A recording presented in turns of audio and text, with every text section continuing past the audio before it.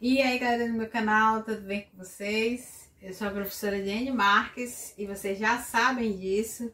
E também já sabem que eu sou a professora de Ciência do Ensino Fundamental 2. Sejam todos muito bem-vindos a mais uma aula de Ciências e eu espero que vocês estejam bem. Então vamos dar continuidade. Então vamos para o nosso meme de hoje. Esse meme aqui para vocês que está aí na tela. E que provavelmente, né, sejam vocês, meus alunos online, que digam assim: agora eu vou fazer as atividades da aula online. E aí, depois de 5 minutos, você está lá vendo o meme. Então, meu pequeno estudante, não faça isso, não se distraia com os memes. Eu sei que é muito legal, é divertido o que a internet nos oferece, mas fique ligado nos seus estudos. E vamos para o nosso momento de reflexão. A professora trouxe uma palavra muito especial para você hoje, que diz assim, que para os dias bons que você dê sorrisos, para dias ruins que você tenha muita paciência e para todos os dias que você tenha muita fé. Em tudo que você fizer, em tudo que você passar, querido, jamais perca a sua fé. E tenha ânimo diante das dificuldades, que eu tenho certeza que você vencerá. Olá, meus queridos. Então, vamos dar continuidade à nossa aula de ontem. Como vocês sabem, ontem nós iniciamos a unidade 2 com o título Máquinas Elétricas, na página 34. E hoje nós vamos dar continuidade ao nosso conteúdo. Eu peço que nesse momento você abra seu livro didático na página 37 e vamos lá continuar a nossa aula de ontem. E na página 37 nós iniciamos a página com o texto complementado Saiba Mais, falando um pouquinho sobre a magnetosfera, que diz assim: o planeta Terra é um gigante ímã. Uma tese decorrente de pesquisas geológicas recentes afirmam que a parte central do planeta Terra é constituída de ferro fundido, o qual possui correntes elétricas responsáveis por esse campo magnético. Então, através de uma pesquisa, né, de uma tese, com certeza de um geólogo, foi constatado que a parte central do nosso planeta, ele possui ferro fundido, né? Ou seja, um ferro muito resistente, né? Consistente. E que graças a esse ferro fundido que tem na parte central do nosso planeta, é por isso que o nosso planeta ele tem esse campo magnético. Você não consegue ver, mas o nosso planeta Terra ele tem esse campo magnético e que funciona como um grande ímã, né? Então, a Lua não tem o núcleo de ferro fundido, logo, não apresenta também esse campo magnético como a nossa Terra apresenta, mas tem outros planetas do nosso sistema solar que também têm essa capacidade de magnetismo, né? Assim como o nosso querido Sol.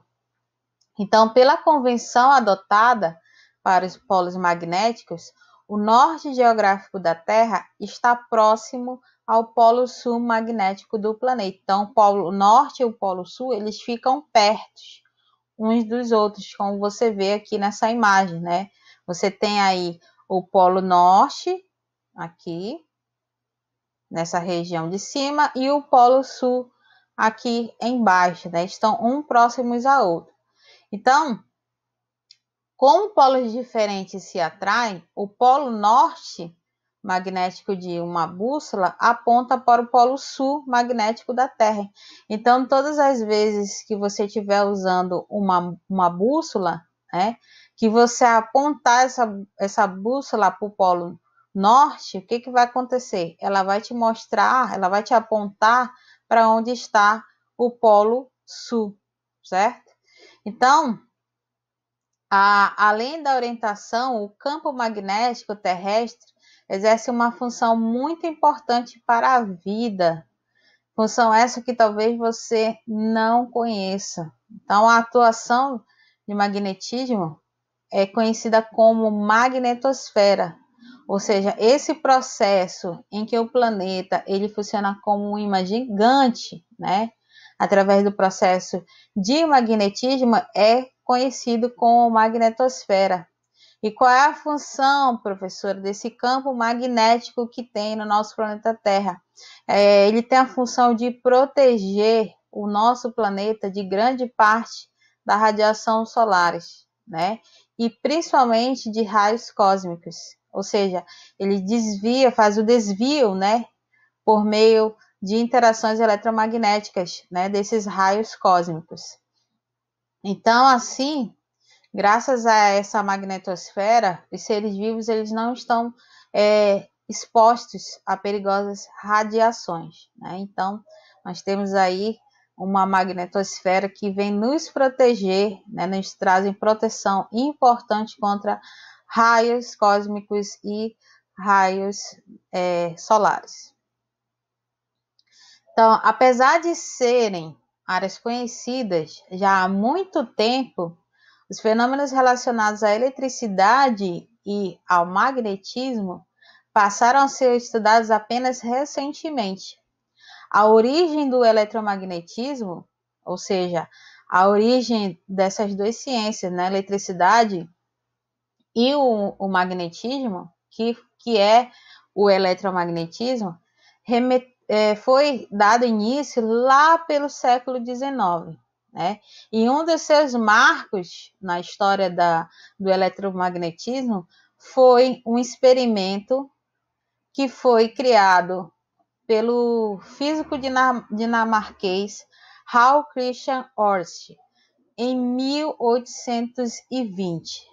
Esse pesquisador ele constatou a existência, né, dessa relação entre a eletricidade e o magnetismo, enquanto ele fazia um experimento com circuitos elétricos próximo a uma bússola.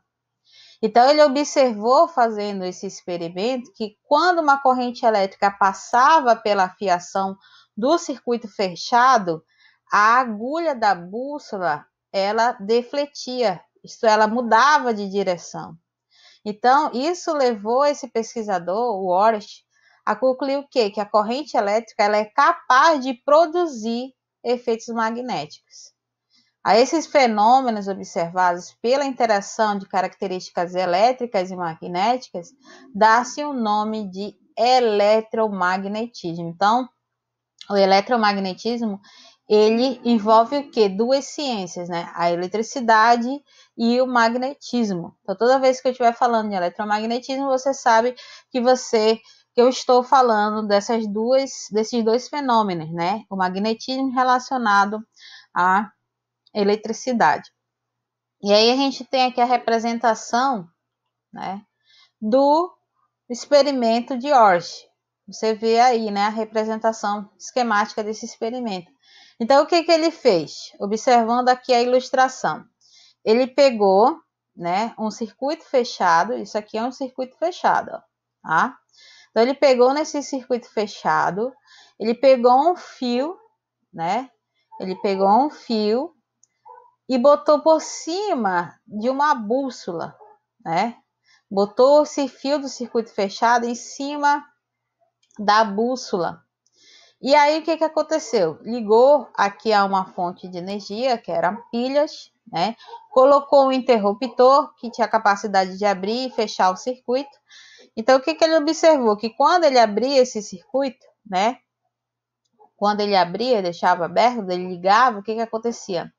Essa corrente elétrica aqui, ó, que passava pelos fios, fazia o quê? Fazia com que a agulha da bússola, ela defletisse, ou seja, que ela mudasse de direção. Então, se você observar aqui, isso aqui é o circuito fechado, tá desligado aqui o interruptor, e a bússola, o ponteiro da bússola está numa posição.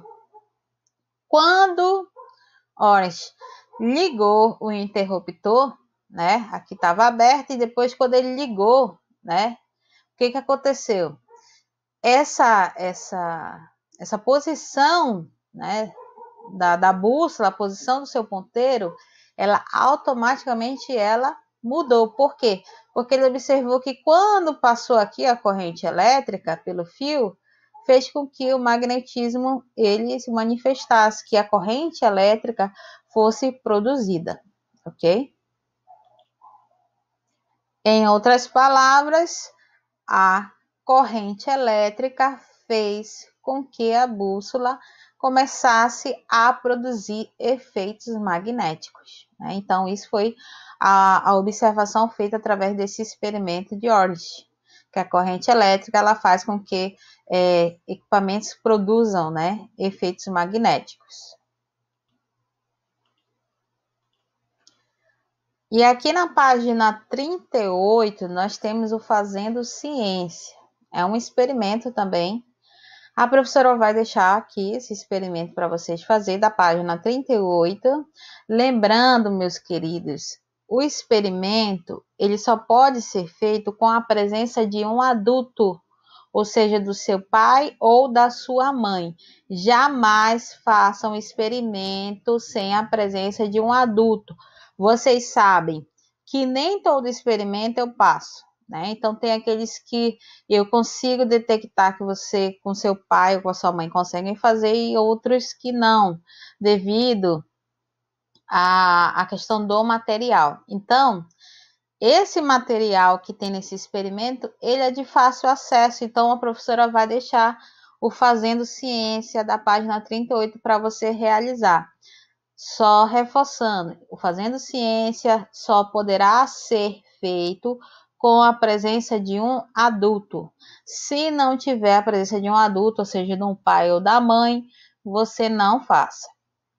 Então, é possível entender melhor o experimento de Oersted construindo um eletroímã. Então, hoje, nesse Fazendo Ciência, você vai construir um eletroímã, né? Eletroímã esse que foi criado como consequência das pesquisas de Oersted.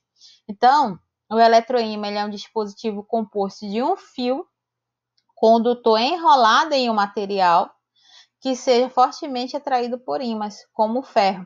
Quando a corrente passa pelo fio, ele se torna capaz de atrair outros materiais, assim como faria um ímã. Então, hoje a gente vai criar um eletroímã. Então, você vai precisar de fio de cobre, um fio de cobre encapado, com cerca de 40 centímetros. Você vai precisar de um alicate de corte, de lixa, parafuso ou prego grande de ferro. Eu aconselho você a usar um parafuso.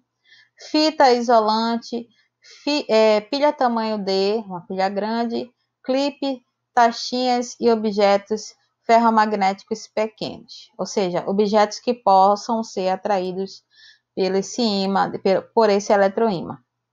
Então, como a gente vai fazer, né? Primeiro passo, você vai desencapar e vai lixar as extremidades do fio de cobre. Em seguida, você vai enrolar o fio de cobre no parafuso, dando várias voltas de modo que fique bem justo e com as espiras próximas uma das outras. Depois, com fita isolante, prenda a extremidade do fio de cobre nos polos da pilha, uma em cada lado. Aí depois, aproxime o eletroímã de pequenos objetos metálicos e observe o efeito produzido. Desenrole o fio do parafuso até que reste apenas uma volta de fio. E depois ligue o fio na pilha e observe o que ocorre ao aproximar de outros objetos. Mediante isso, você vai fazer o experimento, seguindo os passos, e você vai me responder essas duas perguntinhas da página 38. Que é a primeira dela. O número de voltas influencia na capacidade do parafuso de atrair objetos? Será que influencia? Nós vamos observar isso no experimento de hoje. A segunda, qualquer objeto é atraído pelo eletroímã? Isso é outra observação que você vai fazer e me responder aí na segunda questão. Atenção, queridos. Não mantenha o eletroímã ligado por muito tempo para que não haja superaquecimento. Então, só façam a ligação do fio de cobre com a pilha o tempo necessário para você fazer lá o experimento de atração dos objetos, tá? Fora isso, não fique com o fio de cobre ligado à pilha por muito tempo, porque pode aquecer a pilha, ok, queridos?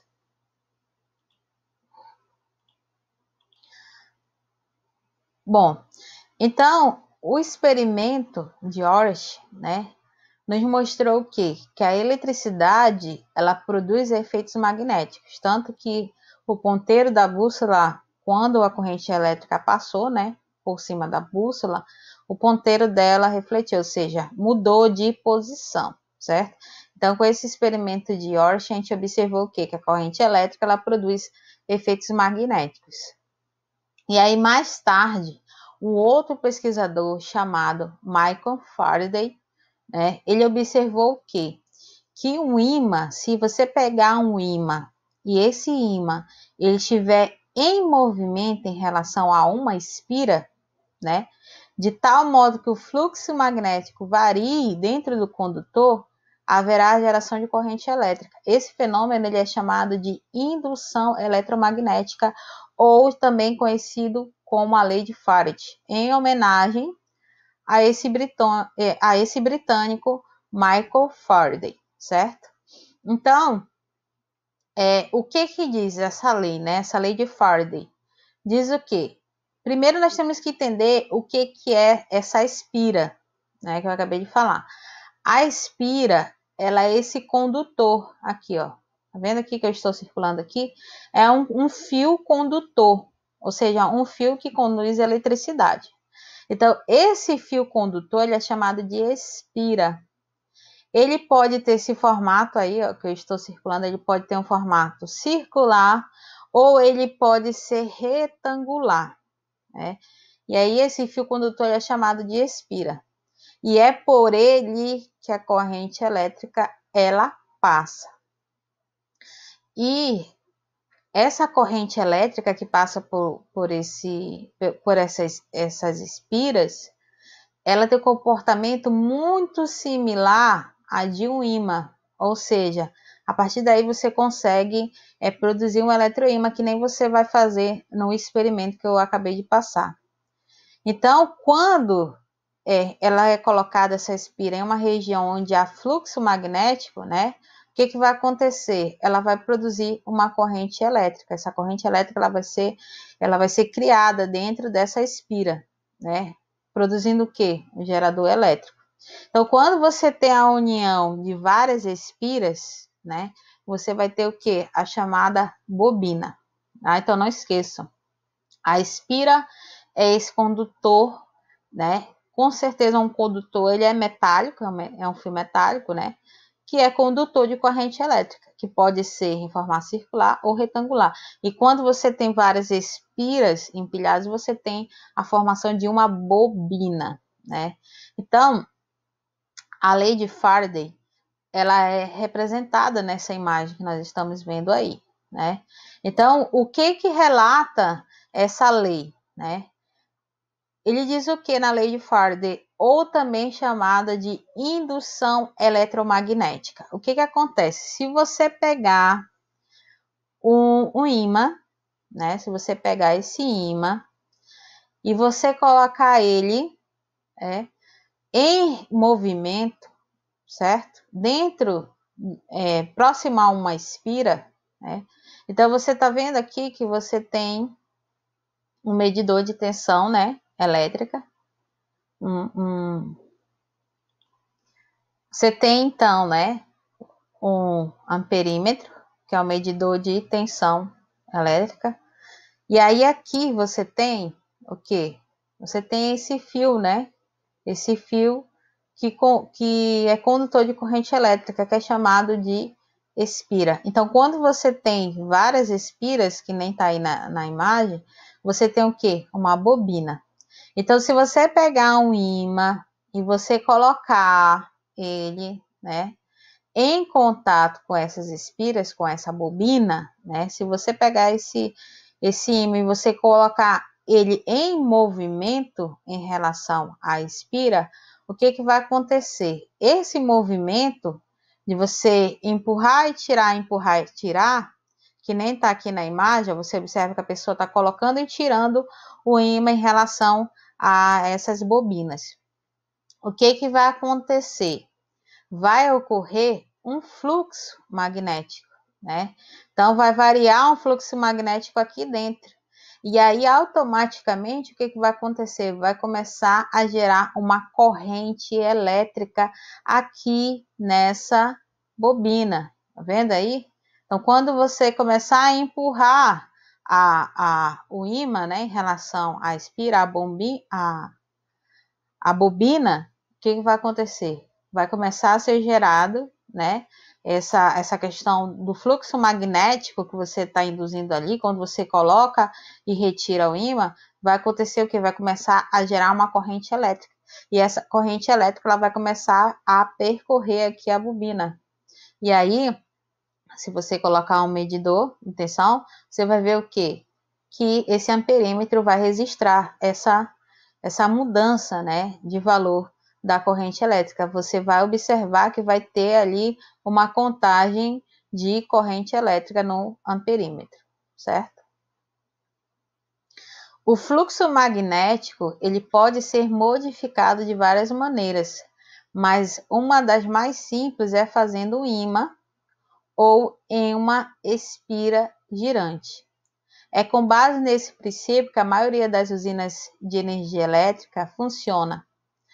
Com a rotação das turbinas, converte-se energia mecânica em energia elétrica. Nas usinas hidrelétricas, por exemplo, as turbinas giram devido ao impulso da queda d'água, provocando um movimento relativo entre os enrolamentos de fios condutores, ou seja, as espiras e as bobinas, e os polos de ímãs no gerador. Assim, a energia mecânica da queda da água transforma-se em energia elétrica. Então, o fluxo magnético, ele consegue fazer essa produção de energia elétrica. E aí, esse pensamento que eu acabei de explicar para vocês na imagem anterior, acontece, é a mesma linhagem de funcionamento para as usinas que produzem energia elétrica, né? Como as usinas hidrelétricas, por exemplo. Então, nas usinas hidrelétricas, você tem o quê? Energia mecânica sendo transformada em energia elétrica, né? Ou seja, você tem ali a água. Muitas pessoas pensam que é a água que faz que haja essa transformação em energia elétrica, mas não é. O que acontece? A água, ela só apenas impulsiona, né? Imagina só, vamos pegar o exemplo aqui dessa imagem. Eu vou mostrar para vocês, a partir dessa imagem, mais ou menos como acontece essa produção de energia elétrica nas usinas hidrelétricas. Então, imagina, você tem lá nas usinas hidrelétricas essas pás, né? Então, quando a água bate nessas pás, o que vai acontecer? Ela vai fazer com que essas pás elas girem. A água vai fazer que elas sejam o quê? Empurradas, né? Então, a água faz com que elas comecem a ser empurradas e aí, automaticamente, esse ímã, ó, que tem aqui dentro dessa paz, ele vai começar a girar, né? Vai começar a movimentar, vai fazer com que automaticamente seja produzido um fluxo magnético quando esses ímãs começarem a girar. E é a partir do giro desse ímã, o que vai acontecer? Essas bobinas que tem aqui no meio, ou seja, que estão dentro do ímã, vai fazer o quê? Essas bobinas vão começar a produzir corrente elétrica. A corrente elétrica vai começar a circular ali nas bobinas, assim gerando energia elétrica. Ou seja, a energia mecânica que foi induzida, foi produzida através da água que fez essas pás se movimentar, girar, induzir os ímãs também a se movimentar, gerando, né, essa questão do fluxo magnético. E aí o fluxo magnético que o ímã produziu vai fazer com que aquelas bobinas, né, bobinas essas são formadas por espiras, vai fazer com que elas comecem a produzir ali, fazer com que ocorra a circulação de corrente elétrica. Então, esse processo que eu acabei de explicar, ele é bem semelhante, né, nas usinas termoelétricas e nucleares. São processos que são parecidos, né, e que são feitos também em usinas termoelétricas e nas nucleares. No entanto, o que faz a turbina girar nelas não é a queda d'água, mas o vapor da água resultante da ebulição da água, aquecida pela queima do combustível ou pela fissão nuclear do material reativo. Então, a diferença é que nas usinas hidrelétricas quem faz a transformação da energia mecânica em energia elétrica é a água, o movimento da água, o empurrar da água, né? Empurra as pás, e já nas usinas termoelétricas e nucleares não é a questão do empurrar da água, mas sim o vapor da água que faz com que elas venham produzir energia elétrica. Também é bem comum usar o movimento de rodas de bicicletas para acender os faróis das mesmas. Existe um dispositivo chamado de dínamo, que é esse dispositivo aqui, ó, que a professora está circulando aí. Então, aqui dentro desse dínamo, mais ou menos aqui nessa região, eu tenho um ímã, né? E esse ímã, ele fica próximo, ele fica ao redor, né? O ímã fica ao redor de espiras, né? Ou seja, de uma bobina. E aí, o que que vai acontecer? Quando esse dispositivo bem aqui, ó, vocês estão vendo essa pontinha aí? Quando ela começar a girar, quando você começar a pedalar, que a roda da bicicleta começar a girar, essa pontinha aí, essa espiral, ela vai começar a girar. E aí vai fazer com que o ímã dentro desse dínamo, ele comece a girar também. E aí, com esse fluxo magnético do ímã, vai fazer o quê?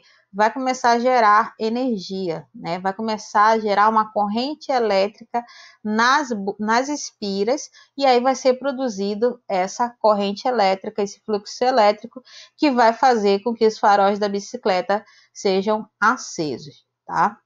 Esse é o dínamo, esse dispositivo aqui que, através, né, do processo magnético, do fluxo magnético, gera corrente elétrica que vai gerar eletricidade para a bicicleta e vai fazer com que as bicicletas tenham os seus faróis acesos. Ok, queridos? Bom, então esse foi o nosso conteúdo da nossa aula de hoje. Vamos passar agora para os nossos exercícios?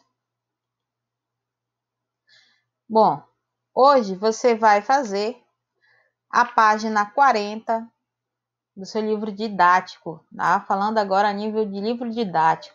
Você vai fazer a página 40 do seu livro didático, questão 1, 2, 3 e 4, até aqui no final da página 40. Depois você vai passar para a página 41 do seu livro didático. E aqui na página 41, você vai fazer a questão 5. Essas são as atividades de hoje do livro didático. A professora também vai deixar agora a atividade do livro de atividade, que é para a gente continuar exercitando, tá? No livro de atividade do aluno, você vai fazer as seguintes páginas.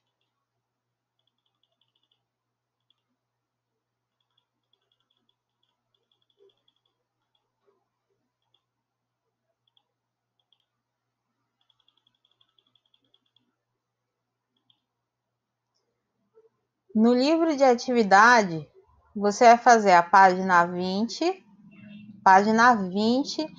do livro de atividade, questão 6, 7 e 8 da página 20.